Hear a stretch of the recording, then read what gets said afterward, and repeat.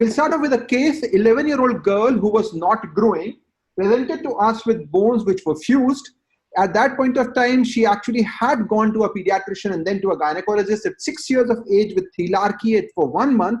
She had a height of 124 centimeters. She was like this, and then she was reassured. Now, if we look at the growth chart here, what we clearly see is that there is a clear-cut acceleration of the bone age, which has been shown on the yellow dot, which shows that the bone age is significantly advanced. And what we are seeing basically here is that this child was tall for the age, but was very short for her bone age. And this was a classical case of precocious puberty. At that point of time, she was reassured. So there was a misdiagnosis of precocious puberty, which we saw in that regards, with devastating consequences with regards to growth in that regards. Now we have another situation, which is the other way around, 13-year-old girl with concern of delayed puberty. So first case was missing. How we missed on that girl and not give GnRH analogs there. This is a case of messing up. So 13-year-old girl with concern for delayed puberty, breast stage 1, pubic hair 1, height was 145 centimeters. So she is slightly short, no pubertal development. LH and FSH was done, which was shown to be low. Ultrasound showed an absent uterus, and you can really understand what will happen if somebody says that, okay, the uterus is absent, and this was a shock which was there. So they were advised MRI head, and there was a huge confusion which happened in that regards. Now, what we need to understand is that there is basically a lag in terms of uterine growth as compared to the ovarian growth, and uterus may look very small if we are in very early stage of puberty. The dictum is that there is no breast. Do not do an ultrasound to look for uterus, because that can cause confusion. And we do see these cases very, very frequently, unnecessarily worked up. This is just 13-year-old. Maybe we can wait for a couple of months and see how she grows in that regards. And please do not do an ultrasound if somebody has got no breast, because the chances are that the radiologist may report it as an absent uterus, and therefore we need observation in that regards. So we'll focus on pubertal disorders in terms of their clinical approach and how do we go forward on that. An understanding of the GnRH, gonadotropin estrogen axis, is absolutely important. So we know that the GnRH produced by the hypothalamus is under inhibitory and stimulatory control. So there are GABA and MRKN3, which are suppressing pubertal development, and we have got glutamate and kisspeptin, which are stimulating. So when we talk about precocious puberty, it is usually an act of omission. So the suppressive things go off, while delayed puberty is usually an act of commission, in that something new stimulates the overall axis. So now this GnRH is the central part which then regulates the secretion of LH, which acts via the LH receptor on the theca cells to produce androstenedione, which is then aromatized by FSH in the granulata cell to produce estradiol. And this estradiol acts on the estrogen receptor, causing the growth of the breast, the bones, as well as the uterine growth. So all three hormones play a very central role in terms of pubertal development that we observe in that perspective. The other important organ to remember, particularly in girls, is the adrenals, because it is a source of production of DHEAS, which is an androgen. And if you have more androgens, you will have a virilization, which may happen in that perspective. The other thing to remember is that TSH has got a structural homology with FSH. Conditions associated with primary hypothyroidism have got hugely elevated amount of TSH, which act on FSH receptor to cause hypothyroidism, along with precocious puberty, delayed bone age, compromised height, and large ovarian system. This is one condition which we all need to be aware about, the von Wieck-Grumbach syndrome in that perspective. The major regulator of puberty is, of course, the nutritional status, and the signal comes from the adipocyte, which secretes leptin, which stimulates kisspeptin to allow puberty to happen. And if there is undernutrition, puberty will not happen. This is particularly important for systemic diseases and malnutrition like celiac disease, where puberty will be delayed. Prolactin is a very, very important hormone which inhibits the GnRH action, causing hypogonadotropic hypogonadism. So having understood the entire physiology, we need to know about assessment as to how do we assess. And therefore, pubertal assessment becomes absolutely important. We often get confused with regards to this pubertal assessment. What we need to focus is just on stage 2 breast development and stage 4 development. These are the two most crucial areas. So if you have any papilla elevation, it is considered as pubertal onset. There may be a confusion with lipomastia, which is basically excessive fat. All you need to do is to approximate your thumb and finger, and if you feel resistance, this is actual breast development. If there is no resistance, this is actually lipomastia. From stage 2 breast development, there is a growth spurt which happens, and then we have the primary mound and the secondary mound. Once a girl is in a secondary mound stage, it basically means that she is close to menarche, and at that point of time, menarche will happen anytime. The typical time from breast stage 2 to breast stage 4 is approximately 2 years. If it is less than 1 year, we start considering it as a discordant puberty or a peripheral precocious puberty. Now the growth is limited. After menarche, the growth is around 5 to 8 centimeters. So from breast stage 2 to final height is around 20 centimeters. Breast stage 4 to final height is 10 centimeters. And from menarche at 5 centimeters. So if you have a short girl, always interpret puberty, and then you will realize how much time she has got to grow and what we need to do in that perspective. And of course, if you have somebody with vaginal discharge, it means that there is around 5 to 8 centimeters growth left. Very important thing to remember is that pubic hair development is regulated by a different axis, that is the adrenals. So if you have discrepancy between the ovarian representation, which is breast, and the pubic hair development, which is the adrenal manifestation, you may know of a different diseases altogether. So if you have a hypogonadotropic hypogonadism, in which the problem is at the level of pituitary, you may have no breast development, but you will have pubic hair development because the adrenals are there and they are working. Similarly, if you have a precocious pubarche because of an adrenal lesion, you will have a pubic hair growth, but because the brain is not activated, you will not have a breast development. So if you want to look at two things on clinical examination in a girl with pubertal disorder, look at the breast and look at the pubic hair, you will get the diagnosis 90% of the cases, and we'll use that algorithm very easily and see how it becomes easy to identify.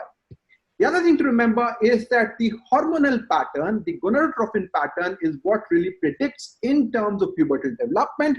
So the hormone which really goes up first in puberty is actually FSH. The LH tends to rise more, but its rise is 10 times during puberty. So FSH only doubles while LH increases by 10 times. So if you want to do one test to identify the onset of puberty, it is LH. And LH levels, which are more than 0.2 milliunits per liter, are considered as diagnostic of onset of puberty, while levels less than 0.1 will indicate the diagnosis of a peripheral precocious puberty or a prepubertal state. So the role of GnRH stimulation test is now very limited because our assays have become better. The only conditions you will do in terms of GnRH test is if your LH is between 0.1 and 0.2, and what you do in that setting is to give a GnRH analog, and from there you see how much there is increase, and if your LH increases beyond 5, it means that the girl has entered puberty. So just focus on breast, focus on pubertal development, pubarche, and look at LH. 99% cases done by these three combinations that we'll discuss how. Now, the other thing to remember, as discussed earlier, that the uterine volume is very small to begin with. And in early development, you may actually miss the uterus. And that is why that absent uterus was reported in the second case that we discussed. And therefore, when you're looking at uterine size, please compare it to breast size and do not unnecessarily perform the radiology in that regards.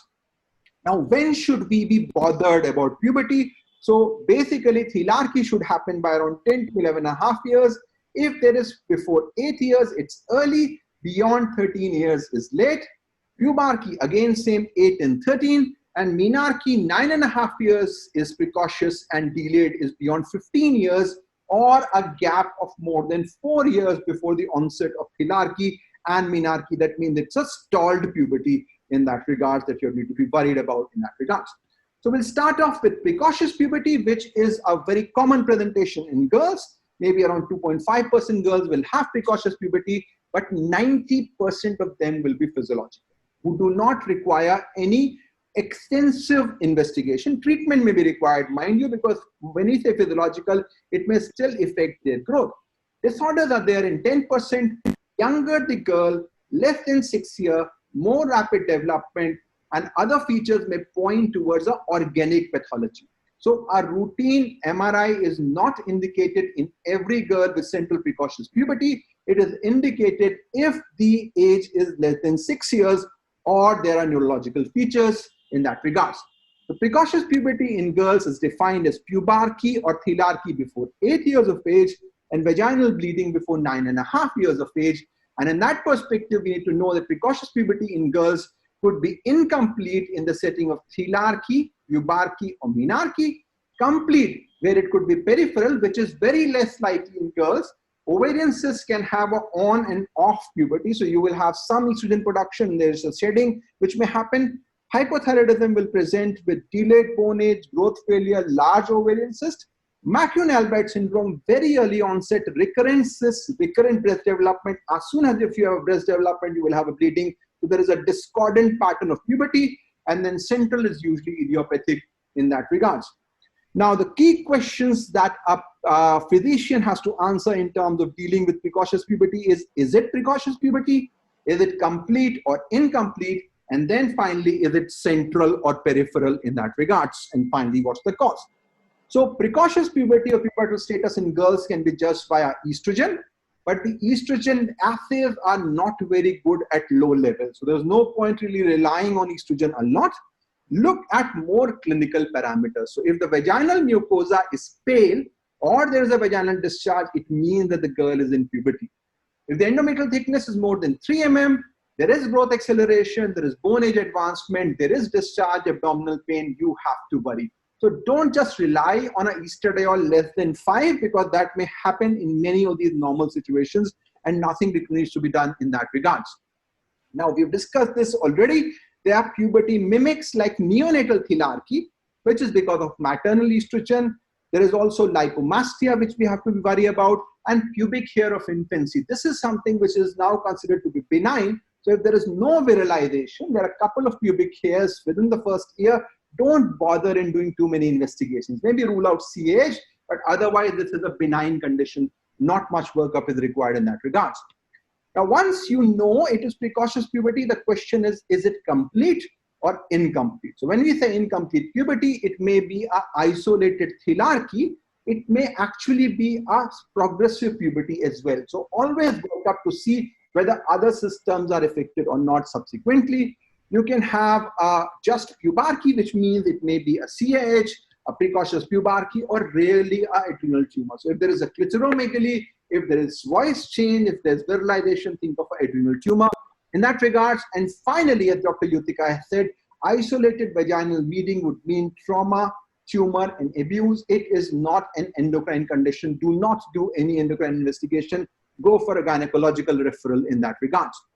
Once you know it is complete, the next issue is central or peripheral. So central puberty is more organized, slowly progressive, while peripheral precocity will be haywire. You will have breast development and periods within 1 year. So this is something which you need to be bothered about. The best way to look, of course, is the GnRH test, but invariably for peripheral precocity, LH will be undetectable. Any detectable LH in a precocious puberty means central precocious puberty. Otherwise, if in doubt, you can do a GnRH test, but now we are not doing very much because we can really make a diagnosis very easily. Peripheral is less than 5% cases anyways. Once you know that, you have to establish the cause. So for that, your combination of breast development and pubic hair development becomes very important. So if you have got pubic hair development and no breast development, this is adrenarche. If you have got no breast development, no pubic hair development, and yet you have a vaginal bleeding, there is a local cause. If you have got breast development, but no pubic hair development, this is an interesting combination. It means it's mainly estrogen which is coming in, the adrenals are not kicking in, your bone age is delayed. This is hypothyroidism. If you have got both, it is central precocious puberty. Now, the next issue, of course, is the epiro. So first you confirm precocity by looking at bone age, vaginal mucosa, and endometrium. Then look at extent. If it is just pubarchy, in that setting, you look at DHEAS to exclude adrenal causes. If there is vaginal bleeding, refer to a gynecologist. If it's complete, look at bone age. If bone age is delayed, so delayed bone age with precocious puberty, hypothyroidism. Most likely, if it's normal, it's slow variant. If it's advanced, look at LH. If LH basal is more than 0.2, or GNR is stimulated more than 5, it means it's central. Otherwise, it's peripheral. So basically what I'm saying is that look at breast, look at pubic hair, look at LH. 95% of your diagnosis will be made, and then you can decide what to do, how to do in that regards, in that perspective. So we have now some cases, and I'll invite Dr. Pratik to also run through the cases together.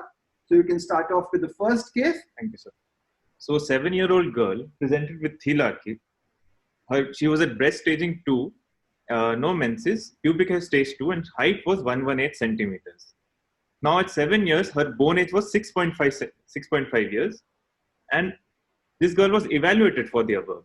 And with this, they saw that the LH was 0.1, FSH was 2.2, and estradiol was less than 10. So what do you think, Pratik, is that her bone age is just around that time and LH is low? Yes. What do you think is going wrong? Is it a peripheral precocious puberty? No. So what do you think? So according to that, first of all, we have a girl who has thelarchy. Her bone age is not advanced. Her height is also not that advanced. So we have an LH less than 0.1. So I don't think it is a significant pathology per se. So you have to confirm precocity, and we looked at the vaginal mucosa. It was actually red, and there was a lipomastia. So do not do unnecessary investigation unless you are sure that this is precocious puberty. So first thing is it really precocious puberty or not? So this case again, this is a 7-year-old girl who presented with thelarchy. Now they said that the thelarchy occurred 3 months back and height was 100 centimeters. So height is less definitely. So here we have pubic hair stage 1, breast staging 3, and mucosa is pink, which is an important factor here. So what do you think? There is no pubic hair development. Vaginal mucosa is pink. So there is estrogen, but there is no androgen. So what do you think is the source? So from somewhere the estrogen is being formed. So from the ovary, probably I would think the estrogen is coming. And her height is very low. Yes. So I think the diagnosis is very, very clear here. This is short stature with delayed bone age, large ovarian cyst, hypothyroidism. Any girl with precocious puberty should be tall. If you have a short girl with precocious puberty, you have to work out for hypothyroidism in that regards, which is very much treatable. And this is the von Wieck-Grumbach syndrome because of the TSH effect on the FSH receptor.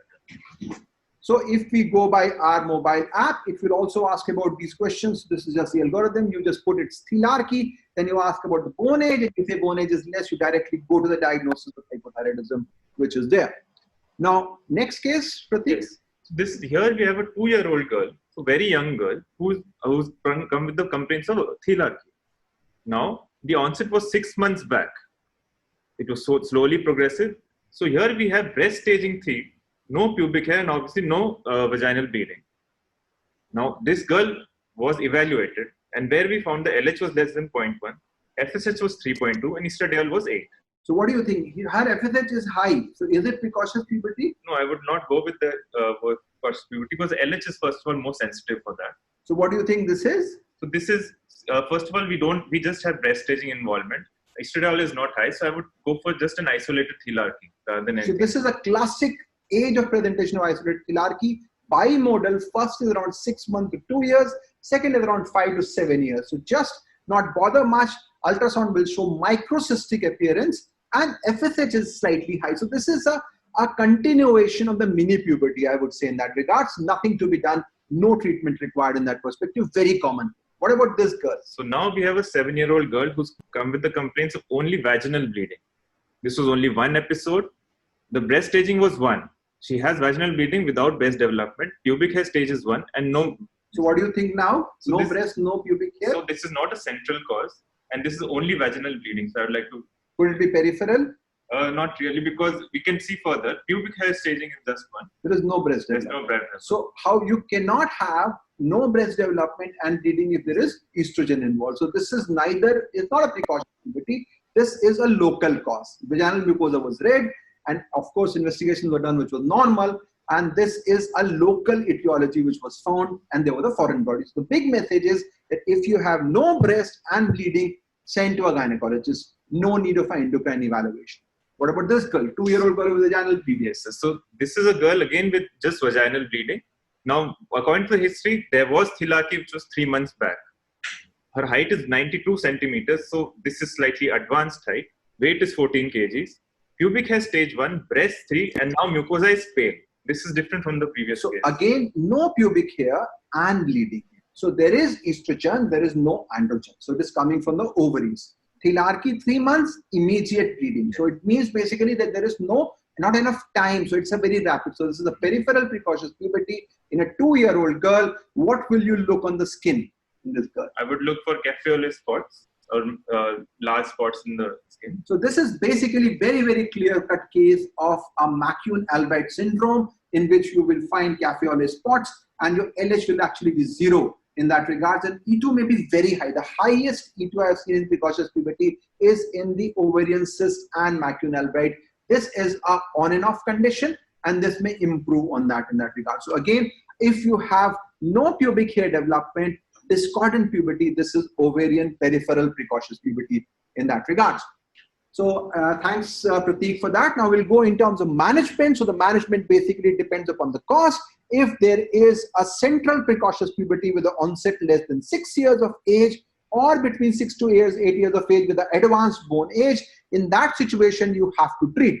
And the treatment basically is with the use of GnRH analogs, which basically initially stimulate and then because of desensitization decrease the amount of LHFSH. So if you have a continuous exposure, they cause suppression, but remember they will have a flare effect to begin with. So there may be an episode of vaginal bleeding which may happen once you give the first dose of GnRH analog, then you will be desensitized. You need to be very, very cautious that you need to have a regular adherence at every time, because if you delay, you will again have a flare response every time. So when you say 4 weeks or 12 weeks, it's exactly 4 to 12 weeks. Don't have an interruption in that regards, in that perspective.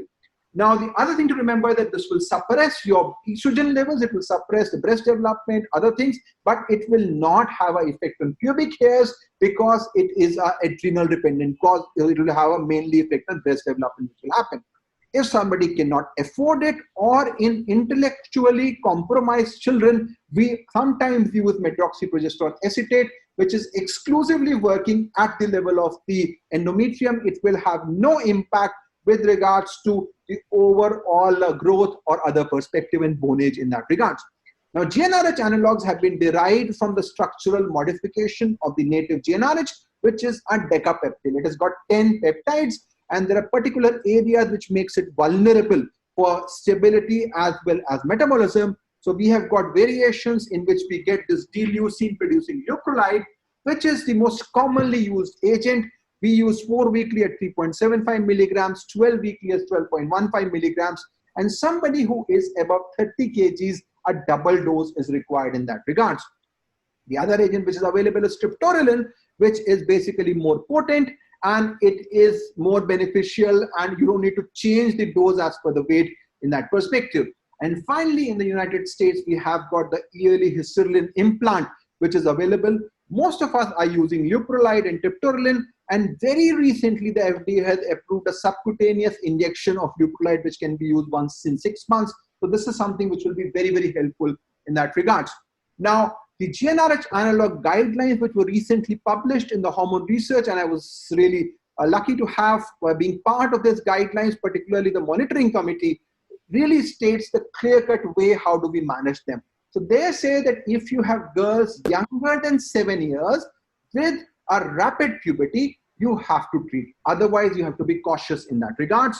They say that if somebody is not having advanced bone age, follow up for 4 to 6 months in that situation and then see. And very importantly, do not go for biochemical markers of response. If somebody is doing well in terms of puberty, in terms of growth, do not need to change the overall dose in that perspective. So we'll now go to this case, 6-year-old girl with thelarche. 1 month ago, the same case which we discussed. Had she come to us, she was a clear-cut indication with advanced bone age to be started on GnRH analog. So if we see our application, it says what's the pattern, you say thelarche and you say the bone age is more than the age, and of course you look at the LH to confirm that this is central, and then based upon the age you will then decide what to treat, and it will suggest the GnRH analog should have been given. So this was something which was missed in this perspective. Now, once we follow up these patients, you have to look at the growth velocity, which should be normal. Breast age should remain stable, but pubic hair may be varied in this situation. Bone age should remain stable, and post-GnRH LH, which we are not using now very often. Some people say 2, some people say 4, so there are different cutoffs which are there, but this is not routinely required in that perspective. And if the suppression is inadequate, you make the frequency more. You give it every 10 weeks rather than 12 weeks in that situation. So at follow-up at 1 year, this girl's height velocity is 5 centimeters per year. She is breast age 2. Bone age is 11.8. 2 hours after LA injection, the LH is 4.2. So what do? What we see here is that they are concerned about pubic hair. I'm not really bothered about this 4.2 because her growth velocity is not much.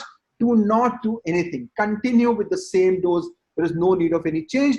Pubic hairs will appear because they are independent of the GnRH action.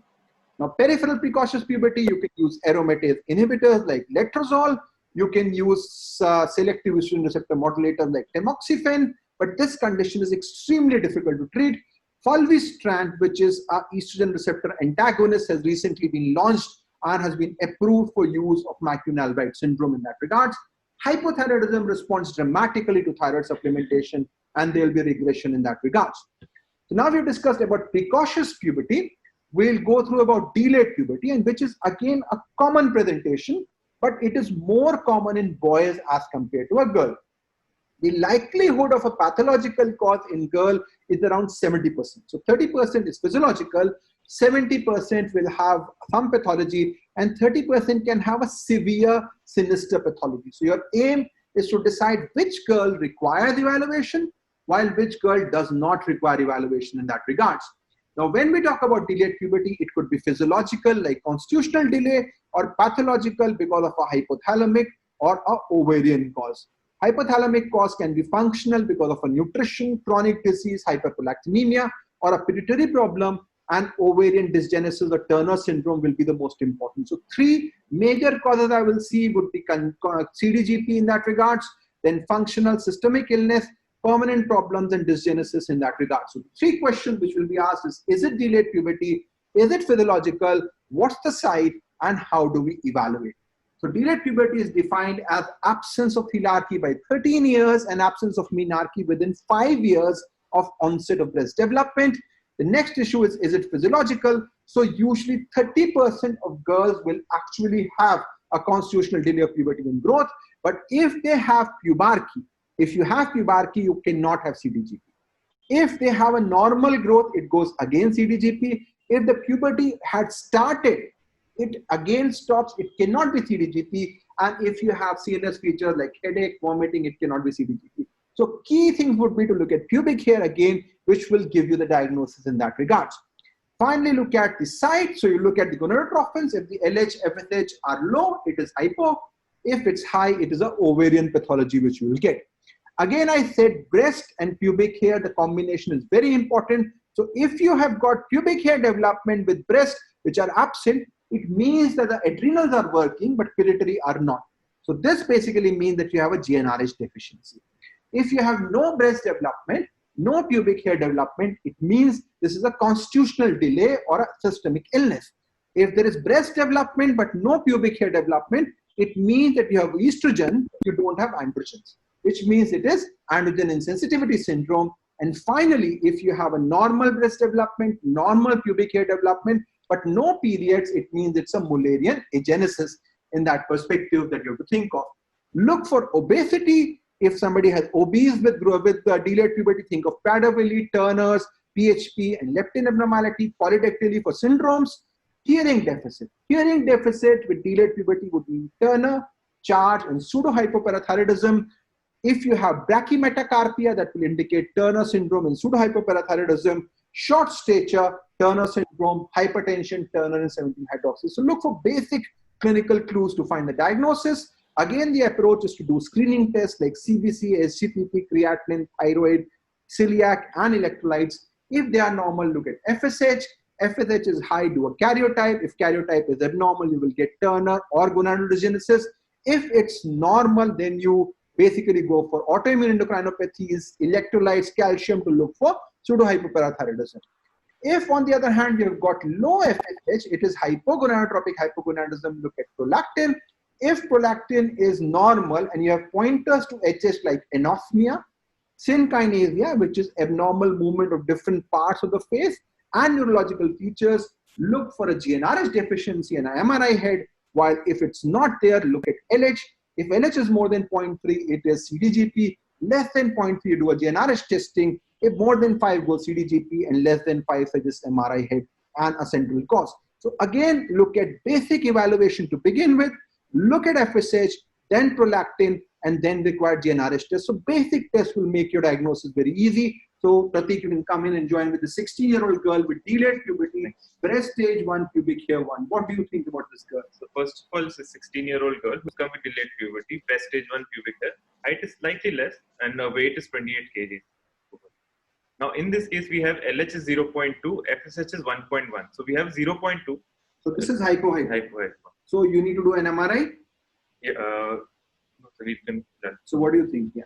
So first of all, this girl was advised estradiol from outside, but then if we follow the protocol, see that the FSH, we have to do a screening test first. Now in the screening test, it was found that it was anemia, and then further we found out that she had clubbing, as you can see. And if you have a 16-year-old girl whose height is 135, who is pale, who has a clubbing, and who has a weight of 28, I think anybody from Mars will make the diagnosis that this is celiac disease. We do not need to give estradiol. This is a classical case of celiac disease. Do a TTG, which was strongly positive. So first, don't do endocrine workup. Go directly towards chronic diseases first in that perspective.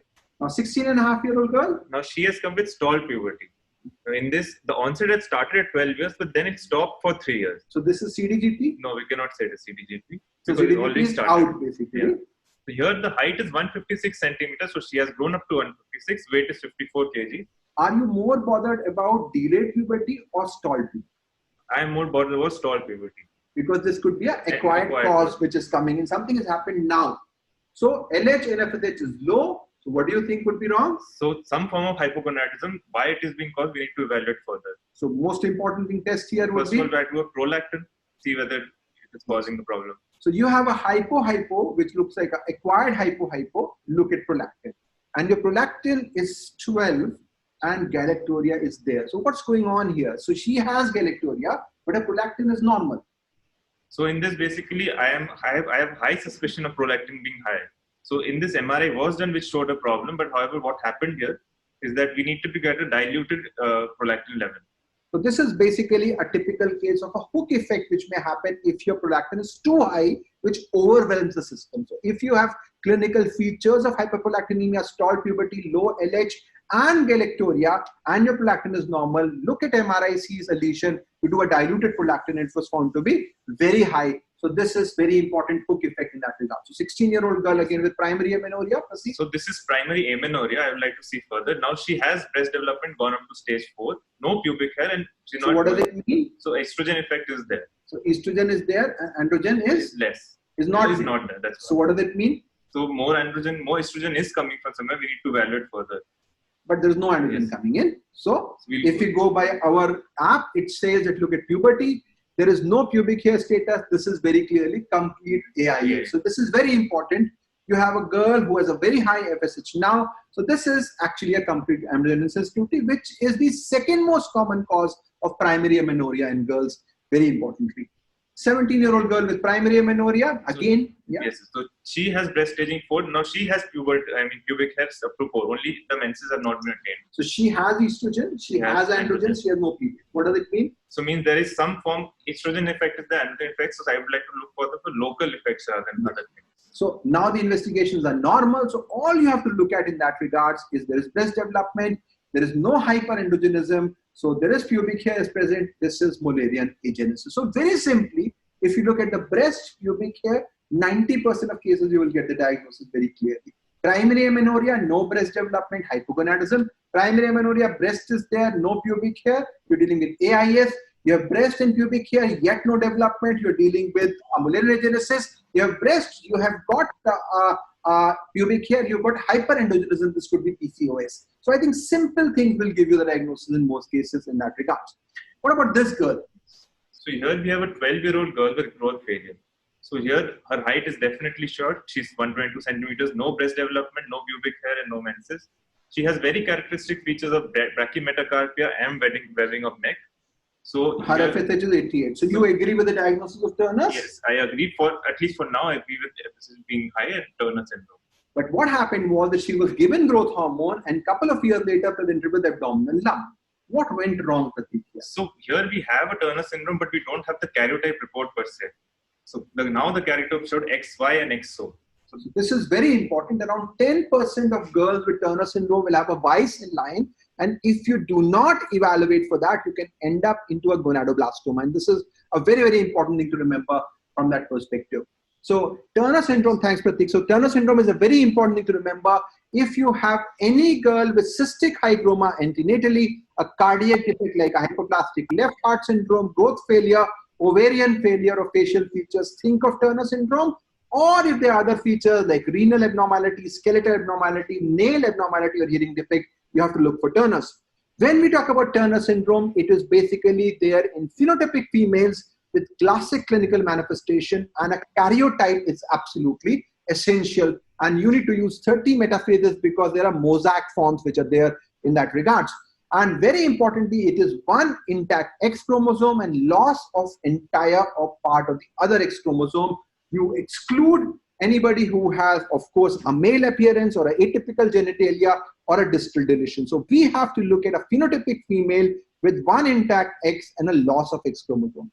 Now, we've discussed about approach, finally about management, which is not a very big issue. It's very straightforward. If there is a central problem or peripheral problem, you have to think of pubertal induction. That has to be age appropriate, around 13 years of age, gradual, and you correct it over 2 to 3 years. Don't rush in terms of pubertal development, very importantly.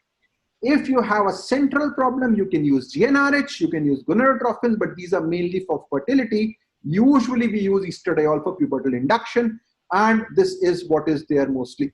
So estrogen route, the options are oral, which basically then go into the liver. Once they go into the liver, they cause lots of problems, and then they go into the circulation. In the liver, they affect IGF-1, which becomes low. They affect protein C, causing thrombosis. They affect lipase, causing dyslipidemia. So therefore, the oral route of estrogen is associated with a lot of side effects, and therefore we talk about the use of subcutaneous estrogen, which will be much better, which will provide us a better growth and a much less side effect in that regard. Now, there was a question from Dr. Manar regarding the estrogen dose. So what we advise is to start at around 10% of the dose and then gradually build it up over a period of around 2 to 2.5 years. You can use ethinyl estradiol, which we do not recommend. It is like using dexamethasone in somebody with CAH, so do not use ethinyl estradiol. Estradiol valerate is an option if you want to use oral. Start with 0.25 and you can go up to 1 to 2 depending upon clinical response. Conjugated estrogen, again, we are not using. Transdermal, you can start with a low dose and then you can build up. This is what is recommended in that regards. Now, very important thing to remember is that hypertension can happen with estrogen therapy. You have to be careful in that situation. Progesterone, the options are medroxyprogesterone or micronized progesterone. Micronized versions are better, but they are more expensive in terms of clinical details. Very importantly, progesterone is an antagonist of estrogen. If you give early progesterone, the breast development will be compromised. You will also have a compromise of uterus. So it should be done once there is a vaginal bleeding, at least 2 years after estrogen therapy, and the endometrial thickness is more than 5 mm. Fertility options are very important. For hypogonadotropic hypogonadism, you can achieve fertility. So what you do, you behave like physiological manner. You give a GnRH pulse, which can be given. Alternatively, you can use HMG, which also contains LH. So this is good. You start with 150 units per day. It may take around 10 to 15 days for the oocyte to grow, and then you trigger using HCG at 5,000 to 10,000 units in that situation. What about Turner syndrome? There are fertility options as per the age. So if somebody is less than 12 years and your AMH is normal, in that situation, you can follow up. If the AMH is less than 2, you can think of ovarian freezing. That is something which is not recommended. Not a single pregnancy has been reported, but this is what the guidelines say. Above 12 years, if your AMH is above 2, you tie about oocyte freezing at that point of time. And below 2, you talk about oocyte donation in that regards. The ART techniques, you have to be very careful that you should not do, because very importantly, pregnancy can be lethal for Turner syndrome. So if they have established dilated arteries, they have coarctation, they have bicuspid aortic wall, do not do any ART there. Workup should be echo and cardiac MRI within 2 years of ART, and the procedure of choice is oocyte donation and surrogacy. Again, pregnancy is very difficult to manage. Internals do not do if somebody has had a dissection, has elongation of aorta, monitor them with blood pressure and echo, and carefully monitor based upon the aortic size. If aorta is dilated, then you have to think of immediate cesarean. So these are the guidelines. The key message I like to give for the pediatricians is that there is a chance of fertility in Turner syndrome. With the gynecologist friends is that there is a huge risk associated with that. So you need to have a very careful amalgamation of management of a cardiologist, endocrinologist, and a gynecologist when you're planning a Turner syndrome pregnancy in that regard. So I think we will close onto that. This was, of course, one of the biggest talks because it tried to cover a lot of topics on that in that regard. So we will now put it open. Dr. Kiran, if you can have some your thoughts about that in that regards. Well, it was a excellent presentation and a very exhaustive one. You covered each and every point, starting from, you have covered the ABCD up to the Z. So very nicely presented. And I think if we do follow this systemic workup, then it is easier to catch the basic issue and treat it. So I don't know how much one can keep this systematic workup there. You may advise something like keeping a chart, keeping something into the OPD, how actually, to do this workup. In that regard, what we have done, because we have done so many programs now that we realize that these are difficult to follow clinically. Now we have come up with mobile applications which are actually available, which actually takes you through the pathway. It will take specific questions and you will get the answer immediately. So it will become very, very easy. We have validated it in our studies, in our patient, that it is very good in terms of predicting. We already have an endocrinology app. We are coming up with a pediatric and a gynecology app as well, which will make this decision making very easy. It gives all the details about how to manage, and we'll share the link as well.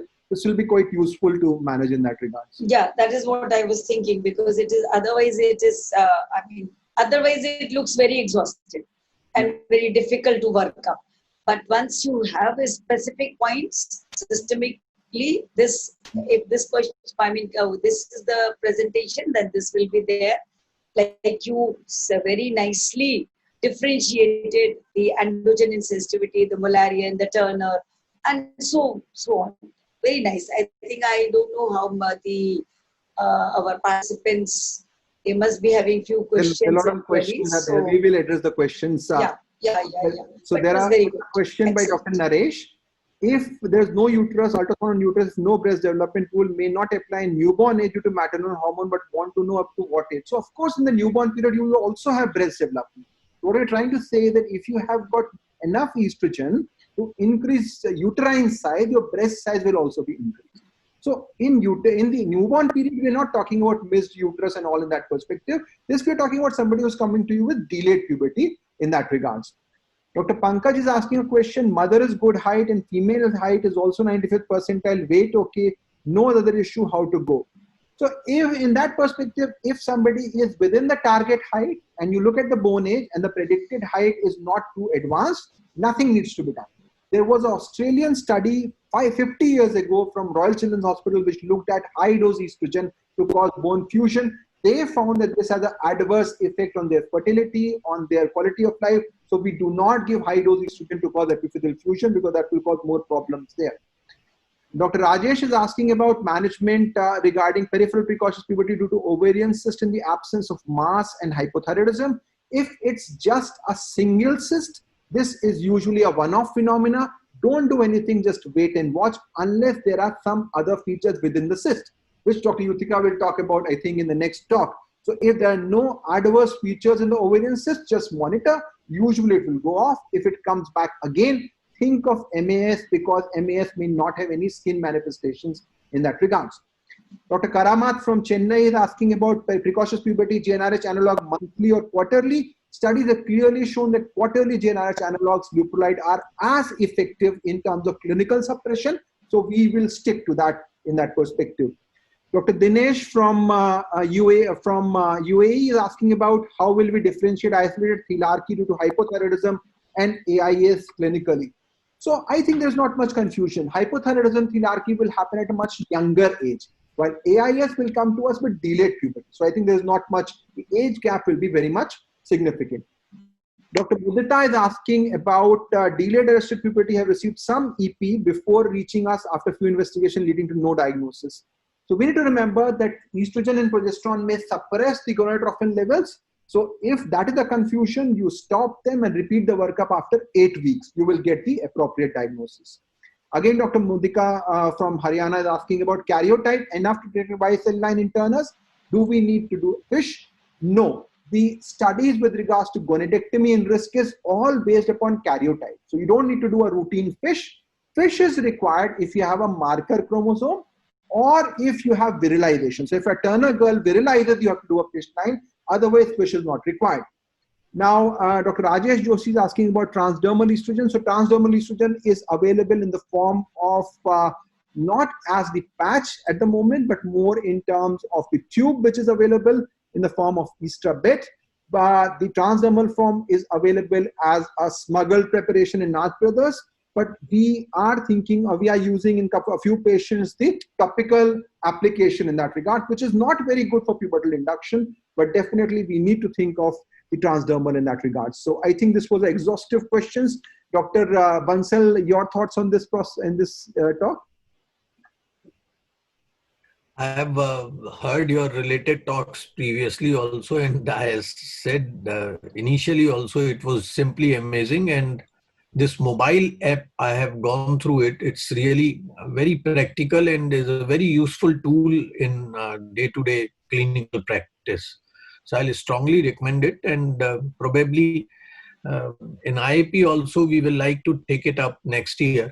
But hats off to you. It is a very good initiative from your side for encouraging pediatricians to inculcate this in their clinical practice. Very good. Thank you. Dr. Rashmi, your inputs on this aspect? It's an excellent talk, Anurag. It's you are actually too fast.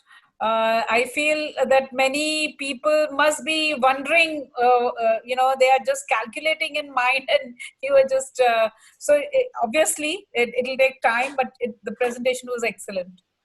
Gagar mein sagar tha na, madam. That's why. Thanks a lot, Dr. Rashmi. So now, Dr. Vishnu is asking what best modality for monitoring of cardiac status in Turner syndrome. It is cardiac MRI, which is the best. From 14 years onwards, definitely cardiac MRI is recommended.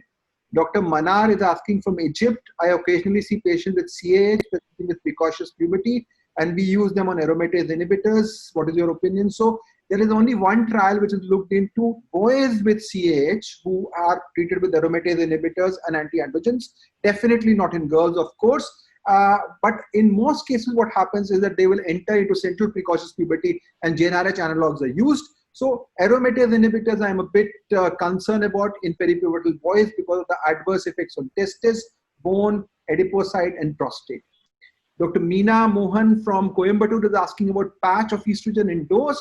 So patch of estrogen, as we said, is not very easily available. The dose starting is 6.25, and you can go up to around 50 per day in that patch.